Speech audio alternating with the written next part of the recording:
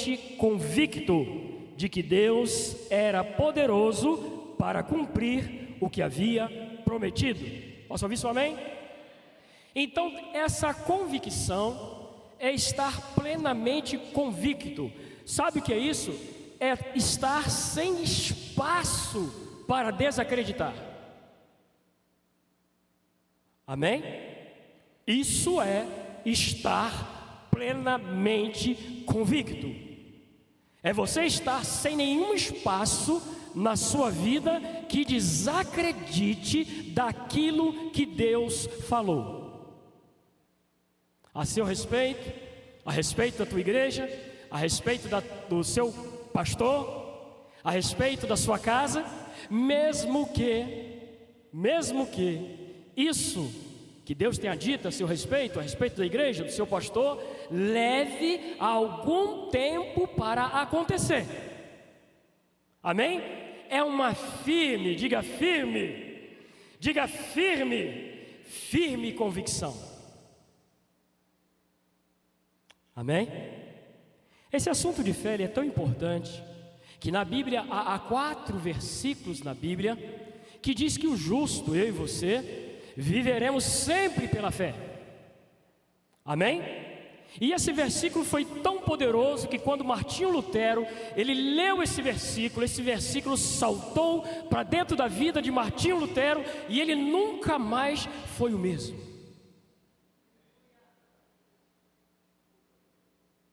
Ao ponto dele desafiar, na época, afixando no castelo de Habsburgo as 95 teses, porque palavra entrou no seu coração, como entrou na sua vida, meu irmão. Como você está aqui nesta noite, convicto de que Deus chamou você e sua casa para uma vida melhor. Eu esperava um amém. Amém? Plenamente convicto. Não é porque alguém disse, é porque Deus disse, é porque Deus falou na sua palavra. Deixa eu ler esse versículo de Hebreus capítulo 11, versículo 1, numa outra versão, quem sabe isso vai te ajudar um pouco mais. Diz assim: ora, a fé é o firme fundamento das coisas que se esperam e a prova das coisas que não se veem. Carlos, me parece que está muito igual o que nós lemos. Deixa eu ler para você então na versão Goldspeed. A fé significa a certeza daquilo que nós esperamos e a nossa convicção sobre as coisas que não podemos ver. Amém? Se tem uma coisa poderosa, irmãos, é a fé. Agora deixa eu te fazer uma pergunta só para esse pessoal desse lado aqui. A fé é visível? É visível, gente? Só esse lado aqui, tá? É visível? Vou perguntar para o lado de cá, hein? A fé é visível? Não. Eita, e agora o silêncio aí? Ninguém discordou de ninguém, que maravilha. A Bíblia diz que certa vez Jesus viu a fé de um grupo de pessoas. Eu não sei se você estava aqui no domingo passado, quando o pastor Wellington pregou sobre os 4 amigos, aqueles que desceram alguém pelo telhado, e a Bíblia diz, e vendo Jesus, a fé deles. É visível ou não, gente? Muito bem. A fé é invisível, certo? Mas ela torna-se visível pelas nossas ações. Amém? Amém, gente? A fé é invisível, é uma certeza, é uma convicção. Mas como eu posso vê-la? Através das ações, das obras, do trabalho. É por isso que na Bíblia, Paulo, ele fala sobre a fé como causa da salvação. Vem Tiago e diz que as obras precisam ser a consequência da salvação. Não há contradição nisso. Amém? Então a fé é visível através das nossas ações, daquilo que falamos, daquilo que externamos, da ajuda que prestamos, do envolvimento que nós nos lançamos. Por isso eu disse que a fé, gente, ela não trabalha sozinha. 1 Coríntios capítulo 13, versículo 13, eu vou mostrar para você que a fé nunca está sozinha. Olha o que diz 1 Coríntios 13, 13. Assim permanecem agora esses três. Que três? A fé, quem mais? A fé, a esperança e o amor. A fé está associada, ela está ligada à esperança e ao amor. Se você acha, e é verdade o que você acha, que a fé é poderosa, não deixe de considerar o amor, porque ali está dizendo que o maior deixa é quem? Quem? O amor. Porque a fé não vai funcionar sem o amor. Daí você entende por que na vida de Jesus a fé sempre funcionou. Porque ele era a expressão exata do amor de Deus em ação. Amém, irmãos? Diga: a fé não trabalha sozinha. Essa fé que um dia veio para o seu coração, segundo Romanos 12, 3.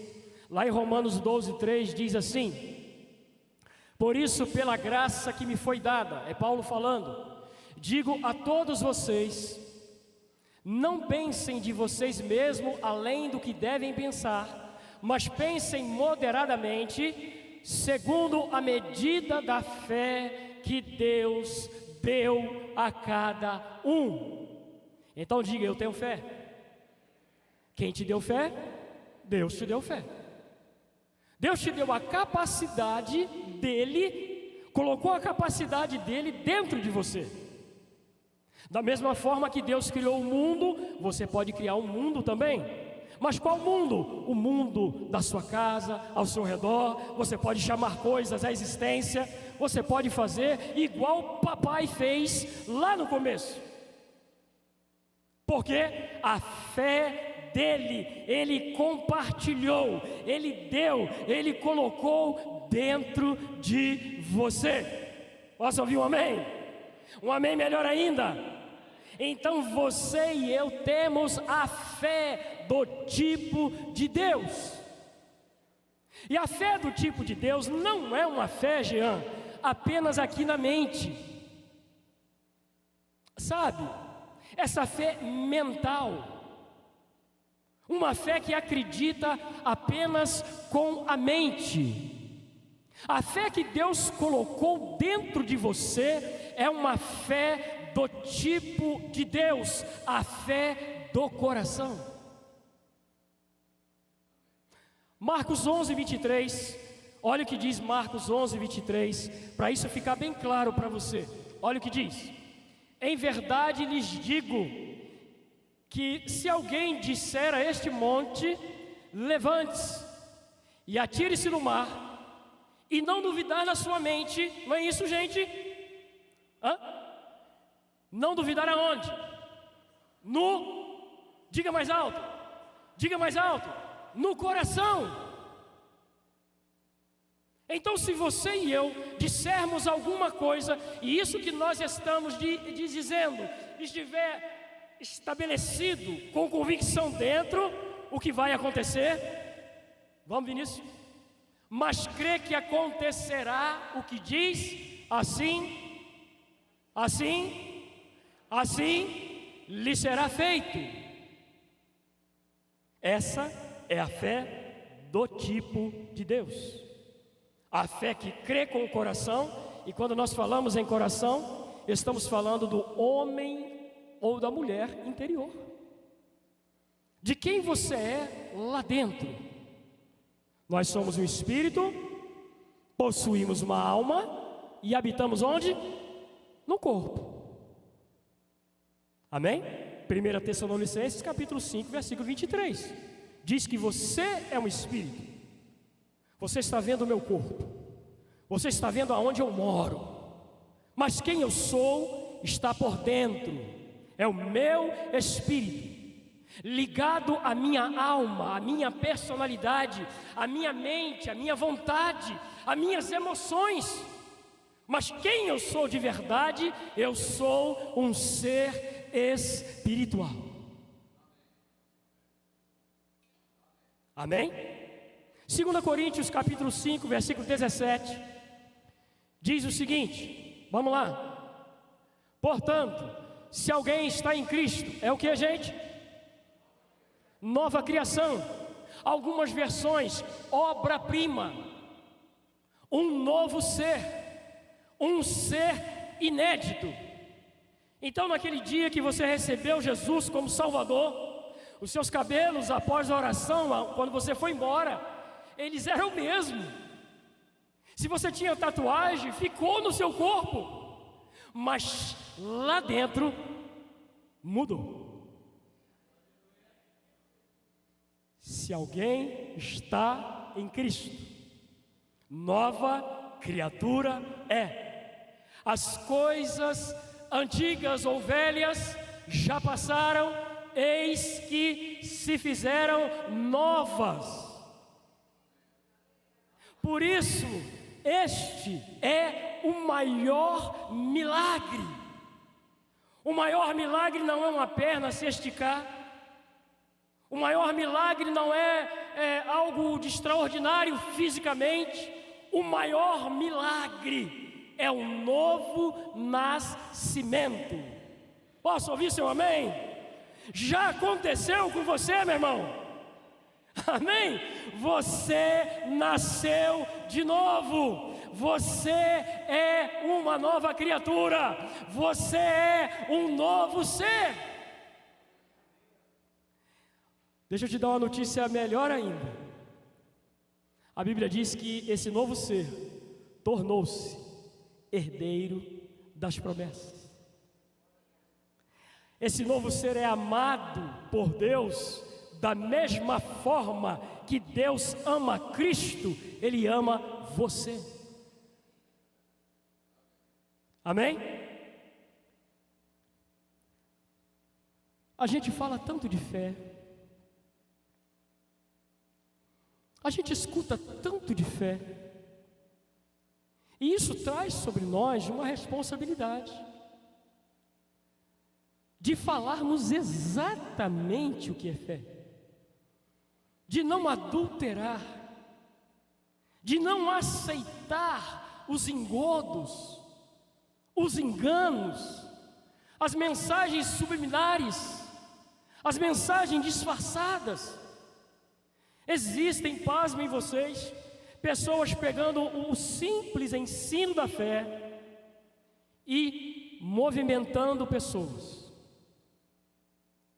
tirando pessoas de uma posição, de uma jornada, de uma carreira próspera. Vocês já devem ter conhecido pessoas que começaram tão bem, pessoas que eram pessoas defensoras da fé, mas em algum momento a sua fé naufragou, a sua fé veio a ficar submersa, porque é necessário, diga necessário, diga de novo, é necessário ouvir cada vez mais sobre fé, porque fé vem pelo ouvir contínuo. Amém? Não é porque eu ouvi ano passado, não é porque nós ouvimos durante todo esse ano, que nós não vamos entrar em 2025 ouvindo sobre fé. Nós precisamos ouvir sobre fé diariamente. Amém?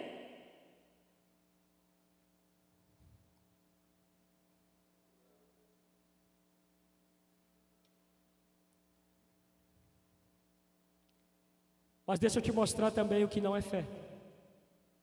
Coisas que algumas pessoas pensam que é fé e não é fé. Fé não é fingimento. Diga fé, não é fingimento. Eu não sei se você prestou atenção naquele versículo que eu li de Abraão, que ele levou em conta o corpo dele amortecido. Ele não estava fingindo, não está acontecendo nada, estou pleno. Não, não, não. Ele considerou o corpo amortecido, a esterilidade da esposa, mas ele creu. Amém? Então fé não pode ser um fingimento, um faz de conta, uma varinha mágica. Amém? Fé não é negação, fé não é tampouco um sentimento. Fé não é ficar dando ordens em Deus. Eu sou da fé, então Deus faça, Deus.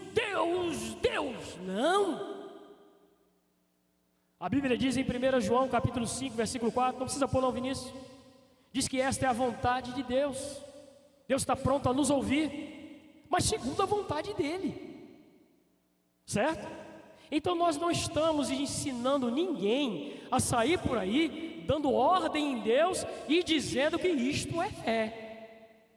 A fé que nós estamos ensinando é a fé bíblica, é a fé do coração, é a fé que acredita na palavra acima de todas as coisas.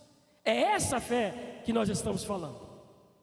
Amém? Não é uma negação, não é eu fazer de conta que não existe desemprego, não é eu fazer de conta que não existe dívida, não é eu fazer de conta que não existe obstáculo. Existem obstáculos, existem fatos, existem circunstâncias, mas a fé vê a resposta.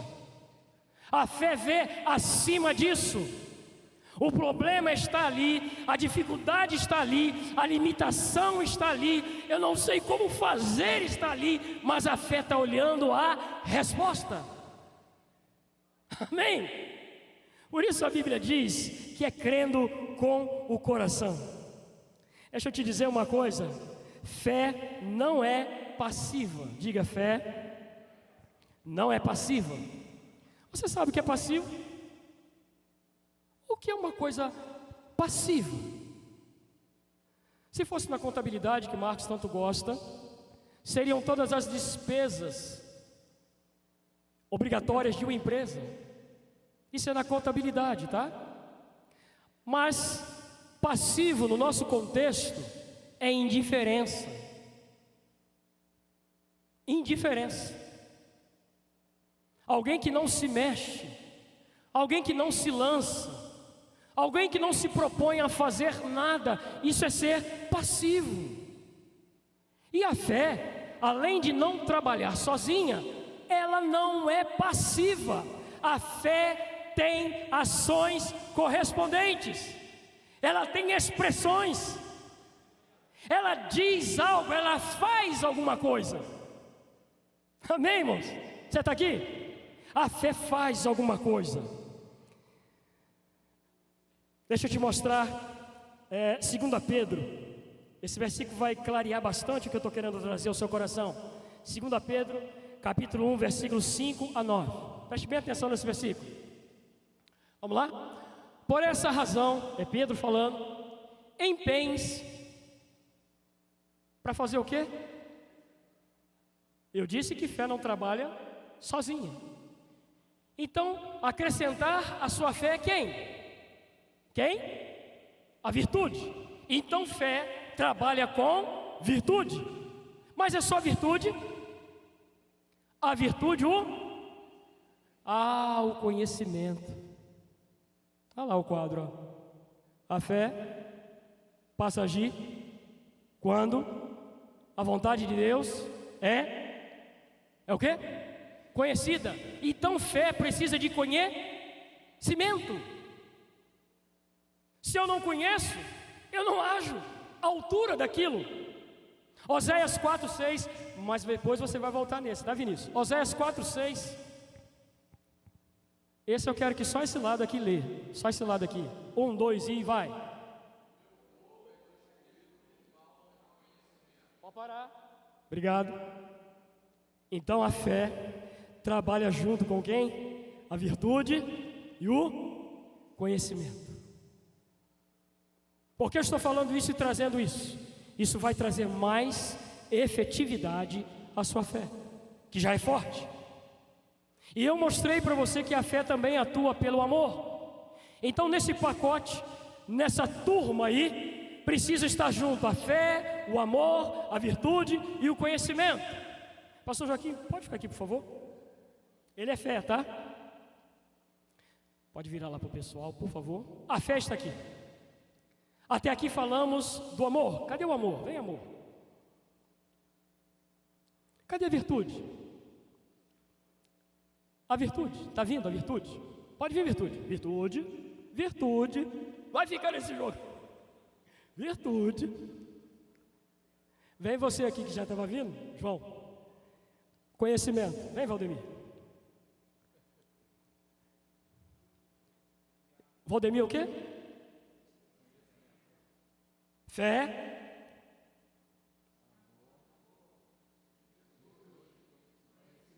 É suficiente? Segundo Pedro, não. Vamos lá? Vamos nisso? Chegou mais alguém para ajudar a fé. Quem é? Cadê o domínio próprio? Cadê o domínio próprio? Ele está se dominando mesmo. Vem, domínio próprio. Ele está se dominando. Chegou o domínio próprio. Amém? Será que acabou? Hein, Vinícius? Vamos. Opa, cadê a perseverança? Lembrando que isso não está limitado só aos homens, tá, gente? Perseverança chegou. Mais alguém? Quem chega? A piedade. Cadê a piedade? Ela demora um pouquinho para aparecer, mas ela vem. Vem, Ingrid. Piedade. E depois da piedade, tem mais alguém? A fraternidade. Cadê a fraternidade? Vem aqui alguém, gente, bem rapidinho, para a gente ser bem... Isso. Fraternidade chegou. E agora ele vai citar de novo quem? Está tudo aí, ó. Quando você ouvir falar que fé não trabalha sozinha, lembre-se de 2 Pedro. Eu estou te mostrando dentro da Bíblia. Amém? Vamos ver se a memória de vocês está boa. Fé.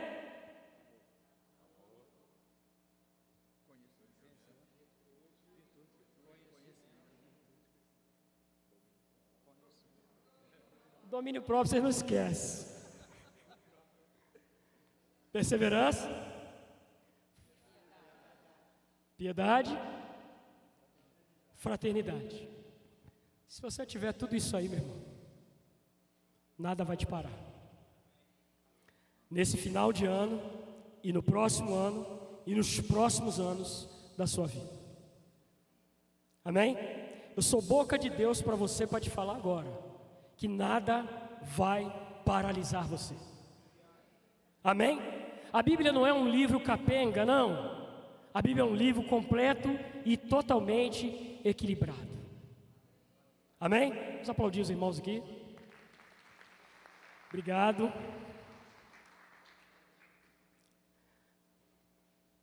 Atos 15, versículo 31. E daqui eu vou caminhar já para começar a encerrar. Eu preciso te mostrar algo, para que você não fique imaginando que tudo no reino é flores. Tá bom? Atos 15, 31. 35, Vinícius. Atos 15, 35. 15, 35. Isso.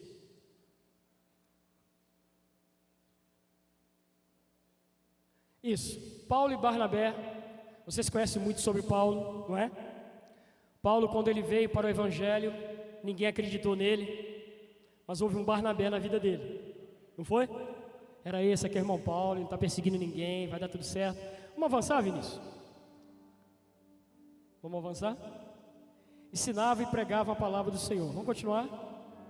Algum tempo depois, preste bem atenção nessa história, com essa história eu vou finalizar. Algum tempo depois, Paulo disse a Barnabé. Quem é que disse a Barnabé? Paulo. Olha o que Paulo vai dizer. Voltemos para visitar os irmãos em todas as cidades onde pregamos a palavra do Senhor. Segura aí. Eles já haviam feito uma viagem, os dois juntos. que foi a primeira viagem missionária. Na primeira viagem foram Paulo, Barnabé e João Marcos. Eles saíram de Antioquia e desceram para Seleucia, e de Seleucia foram para Chipre. Chegando em Chipre, de Pafos foram para Salamina. E João Marcos sentiu a pressão e não acompanhou a viagem. Ele desistiu, diga desistiu. Ele largou Paulo e Barnabé sozinho. O restante da viagem foi uma bênção. Paulo curou pessoas, fez coisas extraordinárias. Passou numa cidade de um adolescente que se chamava Timóteo, e nessa cidade Paulo curou um paralítico. Tudo bem.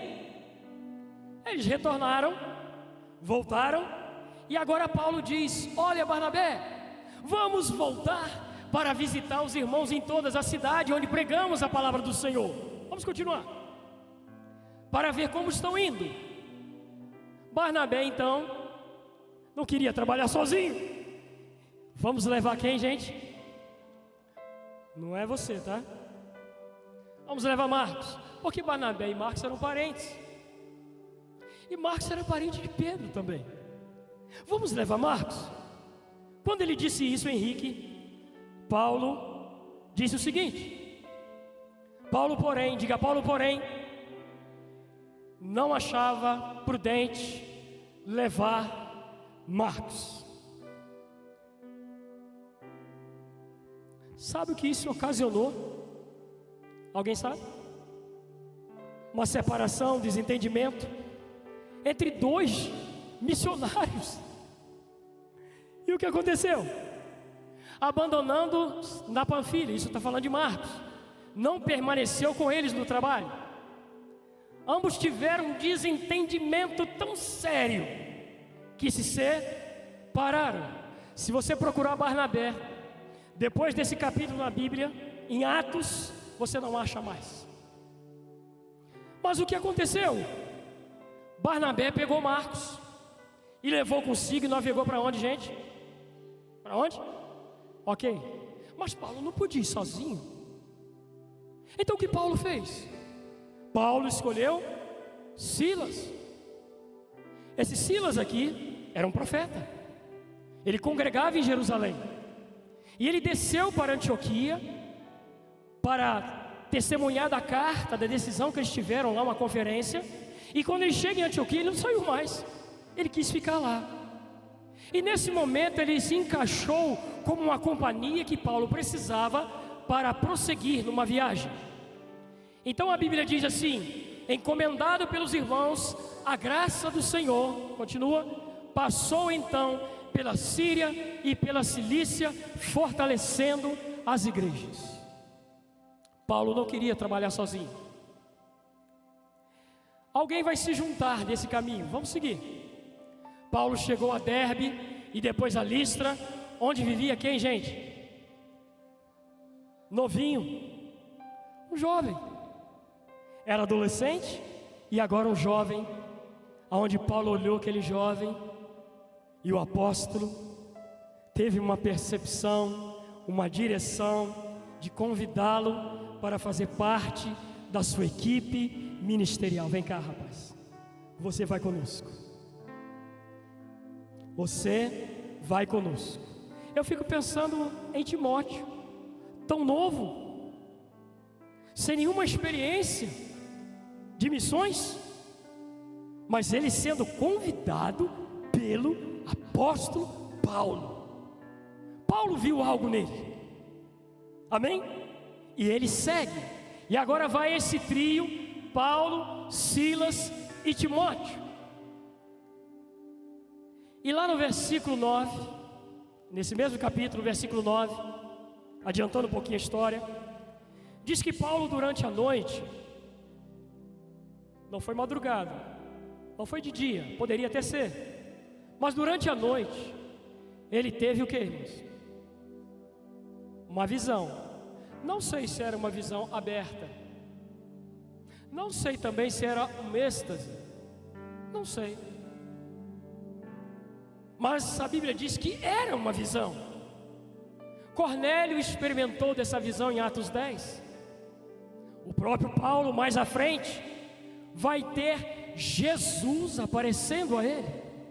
Mas nesse episódio aqui, ele teve à noite uma visão. E qual era a visão? Um varão, um homem, da onde? Da onde que era o homem? Da Macedônia. A Macedônia era a Europa. Era onde estava a cidade de Filipos, de Bereia e Tessalônica. Então, se nós lêssemos assim, na qual apareceu um homem da Europa, e esse homem estava em pé. Paulo está tendo essa visão, sabe? De noite, aonde um varão da Macedônia aparece em pé. E o varão da Macedônia diz algo. O que é que ele diz? Passe a Macedônia aí, nos ajude. Era um pedido de socorro, de ajuda. Deixa eu te lembrar, eu não li todos os versículos, que versículos atrás, o Espírito Santo estava impedindo Paulo de entrar na Ásia. Aqui não. Paulo estava projetando entrar na Ásia Menor. Coloca aquele mapa para mim, Vinícius, por favor. Deixa eu mostrar para vocês, para ficar bem ilustradinho, bem direitinho. Eu quero que você entenda isso. Paulo estava aqui em Antioquia, certo? Ele já passou por Derbe, ele já passou em Listra, já pegou Timóteo. E ele está tentando, a última seta aqui, ele está tentando ir para a Ásia. Mas o Espírito Santo não permitiu que eles entrassem na Ásia.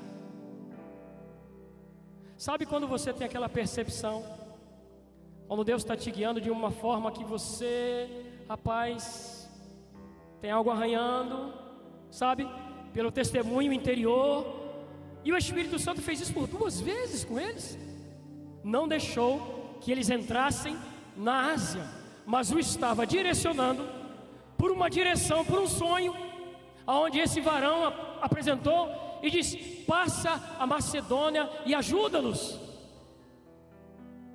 Eles estavam em Troade.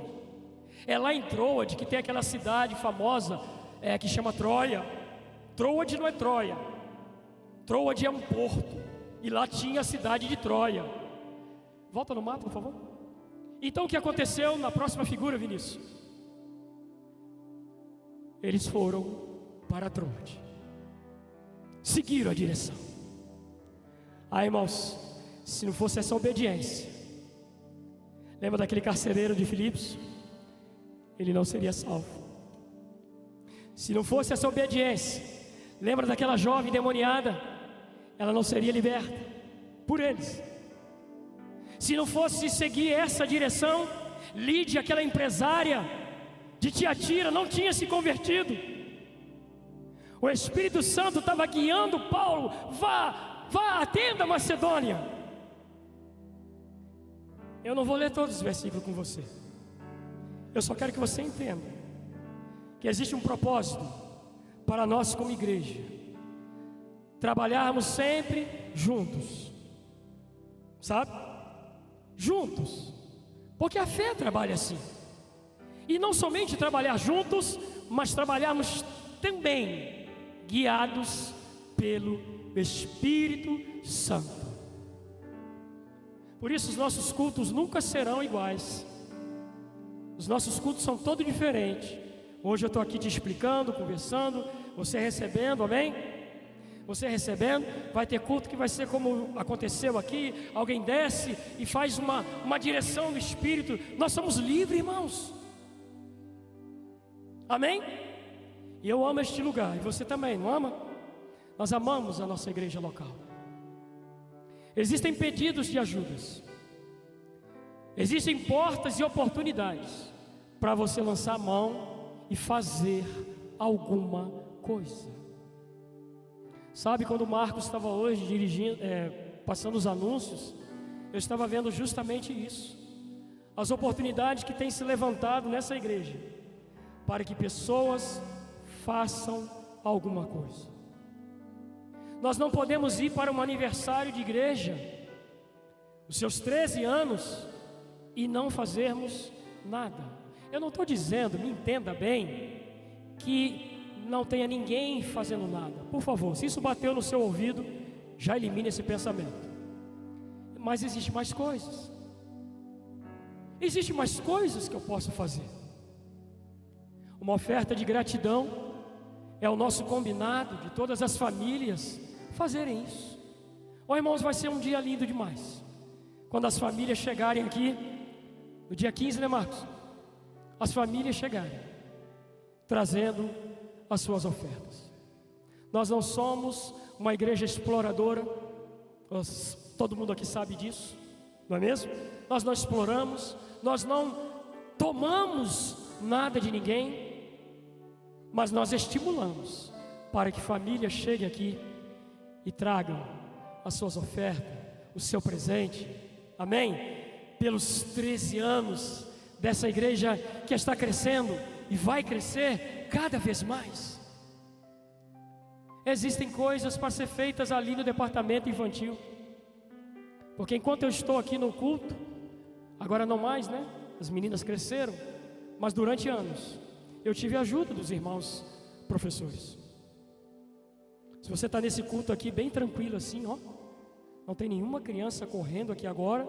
Criança é bênção, mas nesse momento está lá os professores, amém? Pelos seus filhos, pelos seus filhos. Quantas vezes eu ouvi aqui Leila nos incentivando a quando terminar a aula, não é isso? Vai lá, dê um abraço no professor. Obrigado, professor, por ter cuidado do meu filho. Nós temos testemunho tão lindo daquelas crianças.